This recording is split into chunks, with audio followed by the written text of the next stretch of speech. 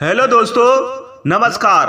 हमारे इस YouTube channel अद्भुत भक्ति ज्ञान पर आप सभी सज्जनों का, भक्तों का एवं विद्वान साथियों का एक बार फिर से स्वागत एवं अभिनंदन है। सज्जनों, आज हम आपको बताएंगे कि कृष्ण की 5 कहानियों के बारे में। क्या आप जानते हैं कि कृष्ण ने भी अपना वचन तोड़ा था या अपनी सेना के खिलाफ गए थे? चलिए आज आपको बताते हैं कृष्ण से जुड़े 5 किस्से। इससे पहले आपने हमारे इस अद्भुत भक्ति ज्ञान चैनल को सब्सक्राइब नहीं किया है तो कृपया करके हमारे चैनल को सब्सक्राइब कर दें और उसके पास एक छोटा सा बेल आइकन बटन होगा, उसको भी प्रेस कर दें, जिससे हमारी आने वाली वीडियो का नोटिफिकेशन सबसे पहले आप लोगों तक पहुंचता रहे। तो चलते हैं सीधे अपनी वीडियोज पर।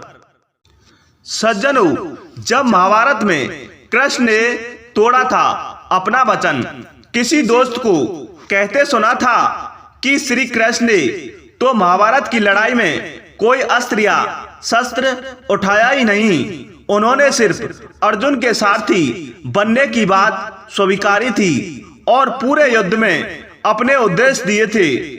लेकिन क्या ये वाकई सही है? इस बात के पीछे 2 तर्क दिए जाते हैं। सबकी शुरुआत तब होती है जब दुर्योधन भीष्म पिता पर गुस्सा दिखा रहा था। वजह यह थी कि एक भी पांडव मरा नहीं था।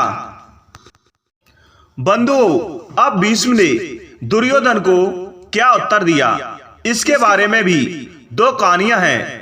पहली कहानी के मुताबिक भीष्म गुस्सा होकर दुर्योधन को मंत्र पढ़कर 5 सोने के तीर देते हैं और कहते हैं कि उन्हीं से कल पांडवों का अंत होगा। इस पर दुर्योधन तीर अपने पास रख लेते हैं। जब श्री कृष्ण को यह पता चलता है तो वो अर्जुन को दुर्योधन के पास भेजते हैं। कथाओं में यह किस्सा मशहूर है कि अर्जुन ने दुर्योधन की जान बचाई थी और दुर्योधन ने अर्जुन को वचन दिया कि वो उसके कुछ भी मांग सकता है। इसी में कृष्ण अर्जुन को दुर्योधन से 5 सोने के तीर मांगने को कहते हैं। दुर्योधन दे देता है। भीष्म पिता इस बात से खपा हो जाते हैं और अर्जुन को मारने के लिए युद्ध करते हैं। बंधुओं, भीष्म के आगे अर्जुन टिक नहीं पाते और गिर जाते हैं। उस समय श्री कृष्ण रथ का टूटा हुआ पहिया उठाकर भीष्म को मारने के लिए आगे बढ़ते हैं। हालांकि अर्जुन उन्हें रोक लेता है और बाद में भीष्म रथ से गिरकर तीरों पर गिर जाते हैं, लेकिन फिर भी कृष्ण हथियार उठा लेते हैं। दूसरी कहानी में किस्सा वही है, लेकिन भीष्म दुर्योधन से वादा करते हैं कि वो द्रौपदी को विधवा बना देंगे। 5 पांडवों को मारकर जब कृष्ण को इस बात का पता चलता है तो वो द्रौपदी को भीष्म के पैर छूने को कहते हैं, बिना ये बताए कि वो कौन है। द्रौपदी ऐसा करती है और भीष्म उन्हें सदा सुहागन रहने और लंबी आयु का वरदान देते हैं।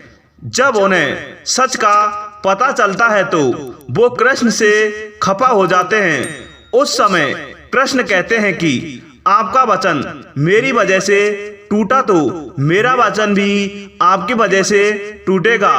और इसके बाद भी अर्जुन को बचाने के लिए वो रथ का पहिया उठा लेते हैं।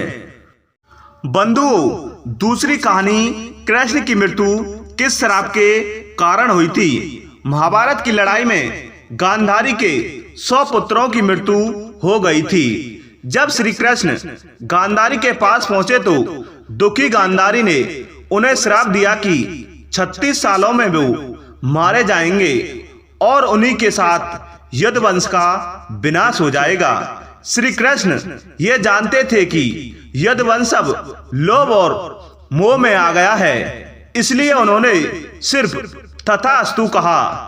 दूसरा श्राप मिला था ऋषि दुर्वासा से।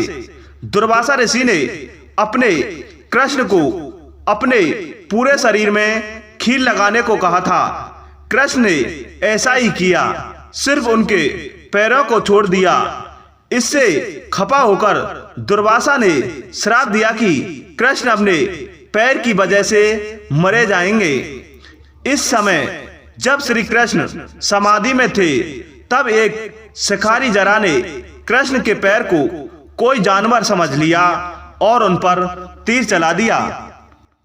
बंधु, तीसरी कहानी श्री कृष्ण की 16,108 रानियां थीं। यह सभी को पता था कि कृष्ण की 16,108 रानियां थीं और 80 बच्चे, लेकिन कृष्ण की सिर्फ 8 पटरानियां क्यों थीं? दरअसल रुक्मणी, सत्यभामा, जावंती, नागजीती, कालिंदी, मित्रविंदा, भद्रा और लक्ष्मणा ही कृष्ण की असली रानियां थीं। हर रानी से कृष्ण के 10 बच्चे थे। बाकी 16,100 महिलाओं को कृष्ण ने एक राक्षस नरकासुर से छुड़वाया था और अपने अपने घर भेज दिया। किसी के घर वालों ने उन्हें नहीं अपनाया तो बाद में ही श्री कृष्ण ने उनसे शादी कर ली, लेकिन कोई रिश्ता नहीं बनाया था। सज्जनों, चौथी कहानी कृष्ण हो गए थे अपनी सेना के खिलाफ।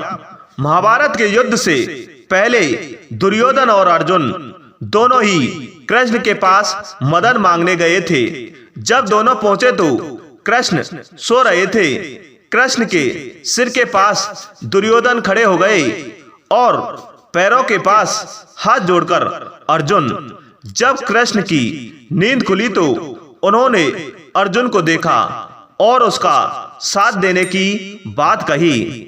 दुर्योधन इस पर खफा हो गए और कहा कि वो पहले आए थे और कृष्ण को उनका साथ देना चाहिए।